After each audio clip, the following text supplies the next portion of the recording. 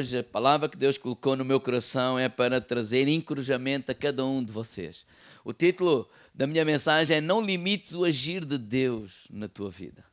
Não limites o agir de Deus. Sim, eu creio que é possível nós limitarmos, ainda que sem querer, o agir de Deus na nossa vida, que ninguém o fará isso de propósito, como é lógico. Então, 2 de Reis, capítulo 13, vamos observar algumas lições espirituais através deste exemplo bem prático, deste acontecimento. 2 de Reis, capítulo 13, e eu leio a partir do versículo 14. Diz assim: E Eliseu estava doente da sua doença de que morreu. E Joás, rei de Israel, desceu a ele, chorou sobre o seu rosto e disse: meu pai, carros de Israel e seus cavaleiros. Eliseu lhe disse: toma um arco e flechas. E tomou um arco e flechas. Então disse ao rei de Israel: põe a tua mão sobre o arco. E pôs sobre ele a sua mão. Eliseu pôs as suas mãos sobre as mãos do rei e disse: abra a janela para o oriente. E abriu-a. Então disse: atira. E atirou e disse: a flecha do livramento é a flecha do livramento contra os sírios. A flecha do livramento do Senhor é a flecha do livramento contra os sírios, porque ferirás os sírios em Éfac até os consumir. E disse mais: toma as flechas. Tomou-as. Então disse ao rei de Israel: fere a terra. E feriu-a 3 vezes e cessou. Então o homem de Deus se indignou muito contra ele e disse: 5 ou 6 vezes deverias ter ferido. Então ferirás os sírios até os consumir. Então feririas os sírios até os consumir. Porém agora, só 3 vezes ferirás os sírios. Vamos perceber o que é que está aqui a acontecer e quais são as lições espirituais, bem práticas, para a nossa vida. Tenho 2 conselhos para cada um de nós nesta manhã. Naquela época, o homem de Deus era Eliseu, o sucessor de Elias. Ele era o profeta e era natural os reis, e não só, quando estavam em apuros, em dificuldades, irem até o homem de Deus e clamar e pedir ajuda. Não era a primeira vez que um rei tinha feito isso. Isso já tinha acontecido antes. O próprio Naamã, lá o exército do rei da Síria, um dia vai até Israel porque ouviu dizer, através de uma menina, que havia lá um homem de Deus e que ele podia ser curado. Então, isto que o rei faz é alguma coisa que outros reis já tinham feito. Lembra-se daquela mulher sunamita? O marido morreu, ela ficou com dívidas e agora o credor tinha vindo para levar os seus filhos e ela foi a correr a Eliseu e pediu ajuda e clamou a Eliseu. Nesta fase, Eliseu já está avançado na idade e diz uma coisa interessante, diz que ele estava doente com a doença que havia de morrer. Eliseu, Deus falou àquele homem e ele deu algumas instruções ao rei. E é essas instruções práticas que nós vamos retirar algumas lições espirituais para a nossa vida. Porque uma das coisas que Eliseu falou ao rei, encorajou o rei, a primeira está no versículo 15 ao versículo 17. Disse Eliseu: toma o arco e flechas. Tomou o arco e flechas. Então disse ao rei de Israel: põe a mão sobre o arco. E pôs sobre ele a sua mão. E Eliseu pôs as suas mãos sobre as mãos do rei e disse: abra a janela para o oriente. Abriu a janela. Então disse: atira. E então atirou. Essa flecha que tu atiraste é a flecha do livramento do Senhor. E ele, quando a flecha foi atirada, ele profetizou, ele declarou a palavra de Deus para o rei e disse assim: assim tu ferirás os sírios até os consumir. Qual é a verdade espiritual para cada um de nós? Deus tem um propósito para cada vida. A vontade de Deus para a tua vida, para a minha vida, para as nossas vidas, diz lá em Romanos que ela é boa, ela é agradável e ela é perfeita. Agora, também é uma realidade que nós vivemos num mundo hostil. No mundo em guerra, e não é só agora porque está as guerras que estamos a ver no mundo, a existir no mundo. Não, mas o nosso mundo é um mundo em guerra. Por exemplo, 1 de Pedro, capítulo 5, verso 8, ele diz desta forma: sede sóbrios, vigiai, porque o diabo é o vosso adversário, e andem de redor, brandando como um leão, buscando a quem possa tragar. É como está a dizer assim: olha, o diabo ele quer impedir que a vontade de Deus, a boa, agradável e a perfeita vontade de Deus se cumpra nas nossas vidas. Ele quer impedir, e ele tem todo o interesse de levantar a cada manhã e impedir que cada um de nós possa viver o melhor de Deus para as nossas vidas. Ele quer impedir que nós possamos usufruir daquilo que é a vontade e o propósito de Deus para as nossas vidas. E ele usa o pecado, ele usa pessoas, ele usa as circunstâncias da vida, aflições, problemas, adversidades. Jesus nos alertou para essa verdade. Em João, no capítulo 16, versículo 33, ele diz assim: no mundo tereis... Quem é que já descobriu que isto é verdade? Muito obrigado, Senhor. Ele diz: no mundo tereis... Mas ele não termina, ele diz: tende bom ânimo. Ele diz: eu venci o mundo. Jesus venceu o mundo, tu podes vencer o mundo. Jesus venceu essas circunstâncias adversas, tu podes vencer essas circunstâncias adversas. Porque Satanás aqui, ele é representado como o exército da Síria, que ele estava-se a preparar para mais uma vez invadir Israel e o povo de Israel. Quer dizer que isto já não é novo, isto já vem lá há muito tempo atrás. E então por isso é que o rei vai clamar ao Eliseu, por isso é que o rei vai ter com o homem de Deus, vai pedir ajuda, vai pedir uma palavra, ele está desesperado. E o que o profeta Eliseu diz a ele é: há uma janela aberta sobre a tua vida. Podemos dizer isso todos juntos? Há uma janela aberta sobre a tua vida. Ele está a dizer profeticamente, ele está a dizer: olha, coloca a mão no arco. Isso é algo profético neste sentido. Ele estava a fazer algo natural, simbolizando o que havia de acontecer no mundo espiritual. Olha, coloca a mão no arco. Olha, prepara aí uma flecha. E o Eliseu colocou a mão com ele na flecha. Atira a flecha. Essa janela aberta, atira a flecha. E quando a flecha foi atirada, assim, olha, essa flecha simboliza o livramento do Senhor. Por outras palavras, ele está a dizer ao rei: não temas, tu não vais perder, tu vais vencer. Diga ao irmão ao lado: não temas, tu não vais perder, tu vais vencer. Tempos difíceis, nós podemos olhar para eles como oportunidades para ver a mão de Deus, a graça de Deus, o poder de Deus a ser manifesto nas nossas vidas. Há uma janela aberta, há uma janela aberta. Irmãos, é isso que eu quero dizer para ti nesta manhã, colocar no teu coração. Há uma janela aberta para ti, para a tua vida. Há uma janela aberta, e quem abriu essa janela? Jesus Cristo. Quando Ele veio aqui à terra, Ele abriu uma janela de oportunidade. Ele nos resgatou da maldição da lei, para que a bênção de Abraão, a bênção de Deus, chegasse até às nossas vidas. Ele já nos libertou do pecado, Ele já nos libertou da morte, para que em Cristo nós sejamos mais do que vencedores. Em Cristo somos mais do que vencedores.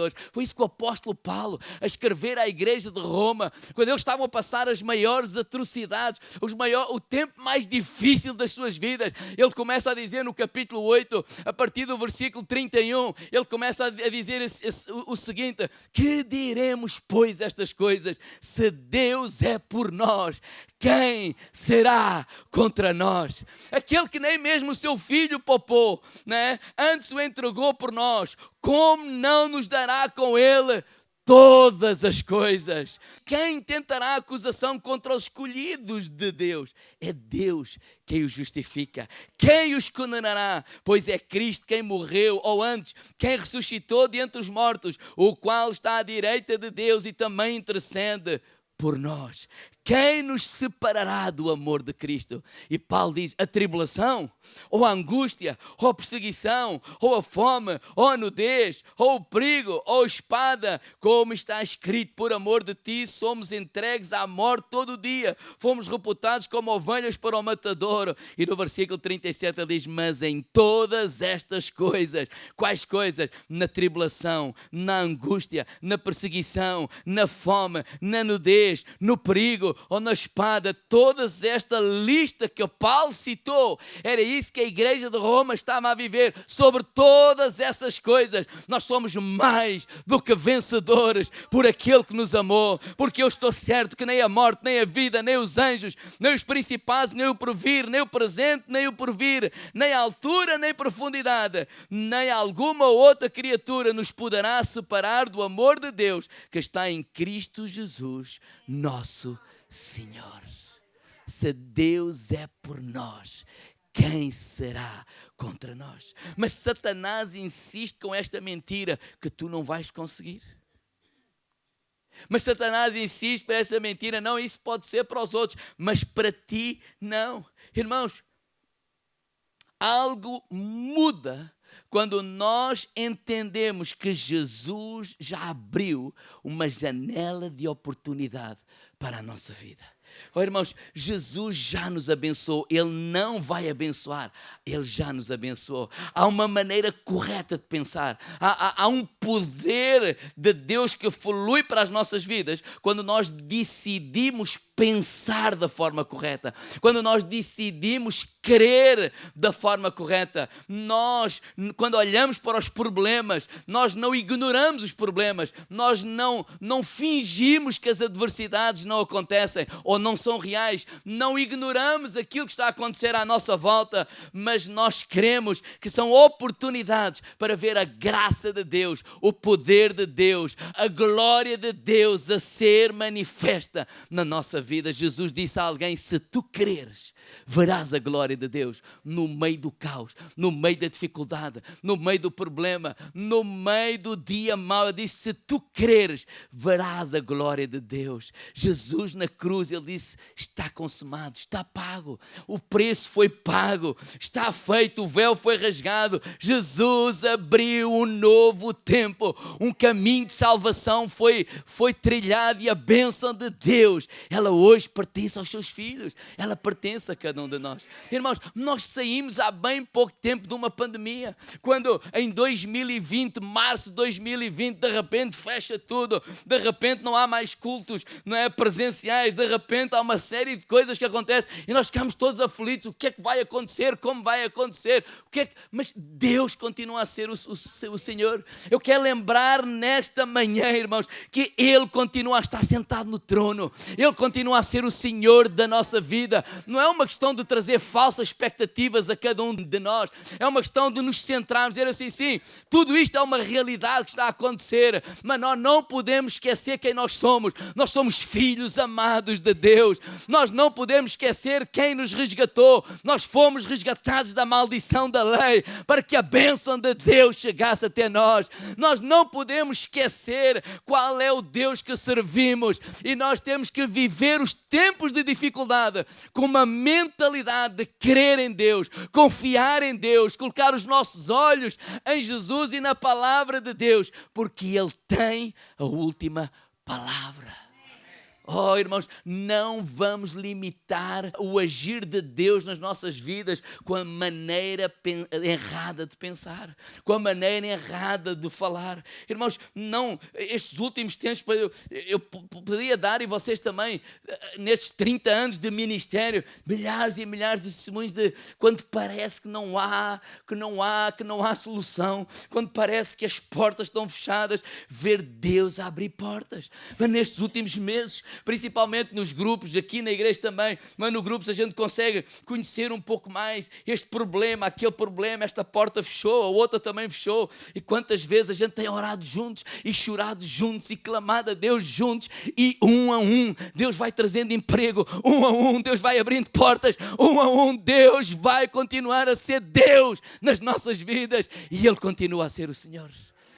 O que o profeta disse a este homem, e que eu quero ser profeta de Deus para a tua vida, é que há uma janela aberta para a tua vida, que nós possamos olhar para os tempos difíceis, que são oportunidades para ver a mão de Deus, a graça de Deus na nossa vida. Irmãos, nós vamos viver pela fé ou nós vamos viver pelo natural? Nós vamos apenas falar aquilo que os nossos olhos veem, aquilo que os nossos sentidos sentem, não é? Ou nós vamos continuar com os nossos olhos colocados em Jesus, e quando nós vamos continuar a orar, vamos continuar a louvar a Deus, vamos continuar a crer em Deus, aquilo que Eliseu estava a dizer a este rei: homem, confia em Deus, Deus vai dar-te o livramento. E aquilo que Ele está a querer dizer nesta manhã, homem e mulher, irmão, irmã, jovem, adolescente, seja quem for, confia em Deus, que Deus vai te dar o livramento em nome de Jesus. Jesus abriu uma janela para nós. Então por que é que nós ficamos desanimados? Então por que é que nós desistimos com facilidade? Por que é que nós nos deixamos levar pelos acontecimentos? Se eu preparasse a mensagem agora e fosse um a um, eu tenho a certeza que a maioria de vocês que estão aqui presencialmente, vocês têm testemunhos para contar de coisas no passado, como Deus os livrou, como Deus os abençoou, de milagres que aconteceu. Sim ou não? Quem tem, levante lá o braço. Ele continua a ser o Senhor, Ele continua a ser o Rei dos Reis, aquele mesmo que Ele teve poder no passado, Ele continua hoje e Ele continuará. Então, igreja, independentemente do tempo que nós estamos a viver, ou possamos ainda viver, vamos sempre colocar os nossos olhos em Jesus, ter uma linguagem de acordo com aquilo que é a palavra de Deus, e a nossa esperança, ela está sempre no nosso Senhor Jesus. Nós não podemos nos dar ao luxo de não crer em Deus. Nós estamos a viver tempos que não podemos nos dar ao luxo de não crer em Deus. Nós não podemos dar ao luxo de não pensar da forma correta. E a forma correta é a nossa fé está na palavra. Ele tem a última palavra. A nossa fé está nas promessas de Deus. E até ao nosso último fogo nós vamos declarar as promessas. Nós vamos cantar as promessas. Nós vamos confessar as promessas. E nós vamos louvar a Deus. Porque elas têm o seu sim e o seu amém, e nós vamos tomar posse de cada uma delas. Tempos difíceis são tempos para crer, tempos difíceis são tempos para declarar as promessas de Deus. Então a pergunta nesta manhã é: como nós vamos agir num tempo como este? Como é que nós vamos agir? Será que vamos olhar para este tempo e só falar das dificuldades e ficar atemorizados? Ou vamos olhar para as dificuldades e perceber: há uma janela aberta, há uma oportunidade. Ai, está tanta gente a pedir ajuda, como é que nós vamos fazer? Que grande oportunidade que nós como igreja temos de fazer a diferença, de ser bênção na vida dessas pessoas, tocá-los com a mensagem, mas tocá-los também com o amor de Deus, abrindo as nossas mãos e sendo generosos e abençoar essas vidas e as suas vidas serem tocadas pelo amor de Deus através de cada um de nós. Ou nós vamos pensar, ou nós vamos deixar essa tarefa para a próxima geração. Porque aquilo que eu estou a pensar, por exemplo, é neste exemplo do povo de Israel, que quando ele estava em frente à terra prometida, estava lá, não é, os cananeus, todos os zeus todos, não é? E em frente àquela terra Moisés disse: vamos lá, subamos animosamente. Mas há uma velha geração, eles disseram: não, é difícil, não, nós não conseguimos, não, os gigantes são grandes, não, as dificuldades são muitas, não, o tempo é difícil. Mas há uma nova geração e eles acabaram por viver tudo aquilo que eles declararam. Eles acabaram por viver, eles acabaram de ter razão. Eles não conseguiram, eles morreram no deserto e não viveram a vontade de Deus. Eles limitaram o agir de Deus na sua vida. E porquê é que nós sabemos que isto é verdade? Porque uma geração a seguir, 40 anos depois, há uma nova geração, enfrenta as mesmas muralhas de Jericó, enfrenta os mesmos problemas, enfrenta os mesmos gigantes. Eles enfrentaram os gigantes, eles enfrentaram aquelas dificuldades e eles conquistaram e venceram, e eles viveram tudo aquilo que Deus tinha para a sua vida. E a minha pergunta é: vamos viver tudo o que Deus tem para nós ou vamos deixar isso para a próxima geração? Não, vamos viver não vamos aceitar a situação, não vamos aceitar esses Golias a gritar e a dizer: tu não vais conseguir, vocês não vão conseguir. Não, é possível. Igreja, vamos ficar satisfeitos com uma sala cheia e ficar contentes e até orgulhosos, não é? Com uma sala cheia e dizer: a nossa sala está cheia, com milhares e milhares de pessoas que vivem nesta cidade, que ainda não conhecem Jesus. Não podemos ficar satisfeitos. Não podemos, muito menos nos orgulhar. 1 Timóteo 1,15, Paulo diz assim: olha, esta é uma palavra fiel e digna de aceitação, que Cristo Jesus veio ao mundo para salvar os pecadores, dos quais eu sou o principal. O foco da igreja qual é? É salvar os pecadores. É salvar. Enquanto houver pecadores na nossa cidade, nós vamos trabalhar para os alcançar. Irmãos, enquanto na tua família houver pecadores, não descanses. Diga ao lado: não descanses, não descanses. Não aceites a tua família perdida, não aceites o teu filho perdido. Não, Deus nos deu um mandato. Vamos orar, vamos clamar, vamos ser canal da bênção, que há uma janela aberta para a nossa vida. Tempos difíceis nós vamos olhar como oportunidades, em nome de Jesus. Tu vais vencer e não perder. O último conselho desta mensagem é intensidade. Diga ao irmão ao lado: ser mais intensos. Olha o que é que diz aí no versículo 18. Quando o rei vai para ir embora: ok, pronto, obrigado. Ele vai para ir embora: não. Olha, pega aí na flecha e fera a terra, né? Fera o chão. E ele diz: pega numa flecha e tal, pega na segunda e tal, pega na terceira e tal. E depois parou. E diz que Eliseu ficou indignado. Eliseu ficou indignado. Olha o versículo 18. Tomou as flechas, feriu 3 vezes e cessou. Sabe, quando nós estudamos um bocadinho, nós percebemos que normalmente, eu não sei se é assim que se diz, um flecheiro, alguém que atira flechas, né? Normalmente carrega entre 6 a 7 flechas. Então imagine, se ele atirou uma sobre a janela, né? Imagine que são 7, ele ficou com 6. Se ele atirou agora 3 para o chão, né? Ficou com outras 3. E ele ficou indignado, dizer assim: olha, porquê é que paraste? Ou seja, o que o Eliseu estava a dizer, tu devias ter, ficar tão, não é irado no sentido, é pegar nas flechas todas, tal, e só parar quando não houvesse mais flechas. Versículo 19, então o homem de Deus se indignou muito contra ele e disse: 5 ou 6 vezes deverias ter ferido. Vencerias os sírios e nunca mais havia problemas. Mas ele disse: não, mas então só vais os consumir, só vais os vencer 3 vezes. Ele ficou indignado. Deus abriu uma porta de janela para este rei, mas ele limitou a sua conquista. Porque, irmãos, o que é que lhe faltou? Intensidade. Diga, irmão, lá, de intensidade. Deixa-me dizer, faltou-lhe determinação, faltou-lhe atitude. E eu creio que por vezes, irmãos, por vezes nós podemos limitar o agir de Deus por falta de intensidade, por falta de determinação da nossa parte, por falta, deixe-me usar este termo, de agressividade. Não sei se isso pode se pôr entre parênteses no bom sentido. Né? Agressividade no bom sentido. A intensidade, determinação, agressividade na nossa vida com Deus, no nosso orar, no nosso clamar, no nosso louvar a Deus, na nossa vida espiritual. Às vezes nós nos tornamos mornos.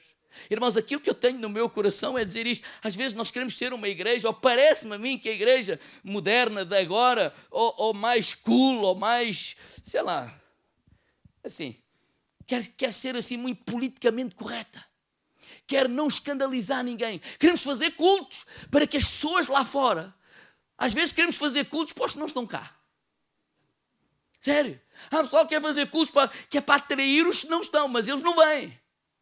Mas então não se pode falar em línguas, não se pode fazer isto, não se pode fazer aquilo, tem que ser mais rápido, tem que ser isto, tem que ser aquilo. E claro que temos que ter uma estrutura e vocês percebem isso. Mas estamos tão preocupados em não escandalizar, em não ofender, que às vezes nós não estamos a ser intensos na nossa intimidade com Deus. Irmãos, quando nós vimos à igreja, nós não vimos para passar um tempo, nós já devemos vir com expectativa. Não, nós oramos em casa, eu sei que oramos. Nós buscamos a Deus em casa, eu sei que buscamos. Mas eu também sei que há poder fazer quando a igreja se reúne e nós somos a igreja. Não sou eu, vocês oram em casa, vocês louvam em casa, Deus fala convosco. Então há poder quando nós, os cristãos, nos reunimos num lugar e nós vimos já com essa expectativa e nós vimos já, eu não sei o que é que Deus vai fazer, mas Deus vai fazer alguma coisa, porque quando estiverem 2 ou 3 na sua presença, Ele estará no nosso meio. Eu não sei o que é que Deus vai fazer, mas a Bíblia diz que a unção de Deus quebra o jugo. Então há jugos que vão ser quebrados, há gigantes que vão cair, há problemas que vão ser resolvidos,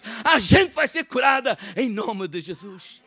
E quando nós dizemos, olha, vamos lá louvar a Deus, vamos lá gritar, vamos lá, ai pastor, Deus não é surdo. Eu sei que Deus não é surdo, mas não tem a ver com Deus ser surdo, tem a ver com a nossa intensidade, tem a ver que nós nos despertamos a nós mesmos, tem a ver com nós dizemos a nossa alma, as nossas emoções, não é hora de ficar ali paralisado a olhar para os problemas, não é hora de ficar com medo das dificuldades, é hora de declararmos a palavra de Deus, porque há coisas que são proféticas, que aqui estamos a fazer, parece que é só um louvor, parece que é só uma oração, mas no mundo do Espírito há alguma coisa já a acontecer.